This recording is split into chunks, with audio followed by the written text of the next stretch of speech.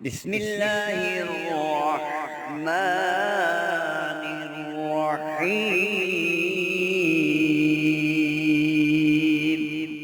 نحمده ونصلي على رسوله الكريم، اما بعد فاعوذ بالله من الشيطان الرجيم، بسم الله الرحمن الرحيم۔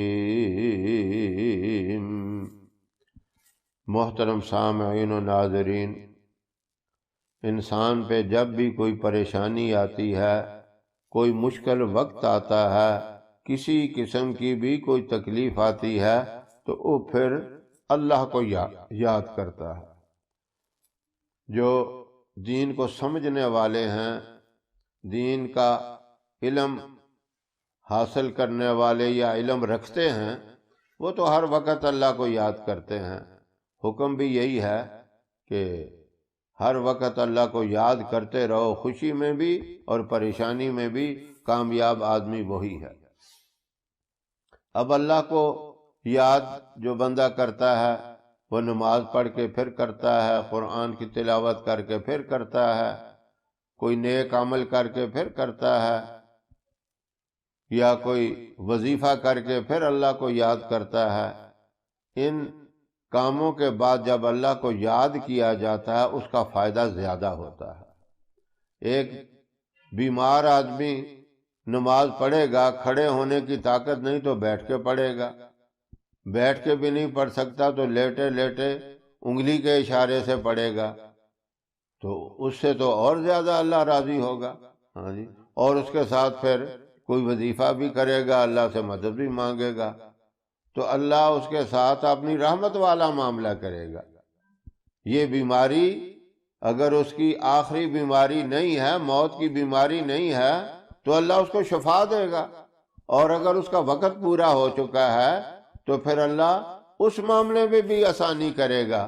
موت میں آسانی ہوگی، قبر حشر میں آسانی ہوگی، کیونکہ اس نے بیماری میں بھی اللہ کو یاد کیا ہے، اور وظیفہ کر کے بھی اللہ کو یاد کیا ہے، نیک عمل کر کے بھی یاد کیا ہے، تو اللہ اس کی اس یادگیری کی قدر کرتا ہے۔ اللہ اس کے اس عمل کو، اس کی محنت کو ضائع نہیں کرتا۔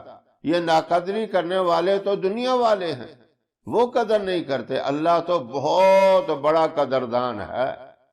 یہ نہ سوچا کریں کبھی بھی کہ میں نے اتنی مشکل میں اللہ سے مانگا، یہ نماز ہے یا قرآن کی تلاوت ہے یا کوئی اور عمل ہے، اتنی تکلیف کے ساتھ میں نے کیا۔ نہیں نہیں نہیں، اس بات کا اللہ کو بڑا احساس ہے۔ یہ نہیں سوچنا کہ یہ میری محنت ضائع چلی گئی، رائے گاں چلی گئی، کبھی بھی ضائع نہیں جاتی۔ آپ دنیا سے چلے جائیں، آگے بڑے مرحلے ہیں، مشکل ترین مراحل تو آگے کے ہیں، ان میں آسانی ہو گئی تو کامیابی ہے۔ تو یہ فائدہ ہوتا ہے کسی اچھے عمل کا، نیک عمل کا، وظیفے کا، جتنا خلوص سے، جتنا دھیان سے وہ کام کیا جائے اتنی فائدہ ہوتا ہے۔ اسی لیے کہتے ہیں کہ نماز پڑھو دوسرے خیالات کو نکال کر، صرف اللہ کی یاد میں مگن ہو جاؤ، قرآن کی تلاوت کرو تو سمجھ لو کہ سب سے بڑا کلام، سب سے اونچا کلام یہی ہے۔ اللہ کی ذات کا پورا تصور کر کے پڑھو، دیکھو پھر کیسی اس کی رحمت کا نزول ہوتا ہے، آپ کے گھر کے اوپر بھی اور آپ کے اہل و عیال کے اوپر بھی، پورے محلے اور پوری بستی کے اوپر، ساری بستی والے قرآن پڑھنے والے ہوں، متقی اور پرہیزگار ہوں، تو پھر کتنی بڑی اللہ کی رحمت ہوگی۔ اس لیے دعاؤں کا اہتمام، وظائف کا اہتمام ہونا چاہیے۔ کوئی برا وقت آ گیا، حد سے زیادہ تنگی کا وقت آ گیا، اللہ کو پکارنے کا، اللہ سے مانگنے کا ایک طریقہ بھی یہ ہے، یہ پڑھیں، یا اللہ یا کافی، یا اللہ یا رزاقو، یا اللہ یا باسطو، یا اللہ یا وہابو۔ یہ چار نام ہیں، ان چاروں ناموں کے پڑھنے کی ترتیب آگے پیچھے بھی ہو جائے تو کوئی حرج نہیں، لیکن سب سے پہلے یا اللہ کا نام ہر ایک کے ساتھ لگائیں۔ یہ وظیفہ آپ نے 11 مرتبہ پڑھنا ہے اور 11 دن ہی پڑھنا ہے۔ کسی بھی وقت پڑھ لیں، 24 گھنٹوں میں کسی بھی وقت، دن میں پڑھیں یا رات میں، جو مقصد بھی ہے آپ کا اس کا تصور کر کے، جو خاص مقصد ہے اس مقصد کا تصور کر کے پڑھیں۔ 11 دن کے بعد پھر اس وظیفے کو آپ کسی نماز کے ساتھ صرف ایک دفعہ پڑھ لیں، اس وقت تک پھر ایک دفعہ جاری رکھیں جب تک آپ کا کام ہو نہیں جاتا۔ یعنی جس مقصد کے لیے بھی آپ نے یہ وظیفہ کیا ہے، پہلے تو 11 دن پڑھنا ہے اور 11 مرتبہ پڑھنا ہے۔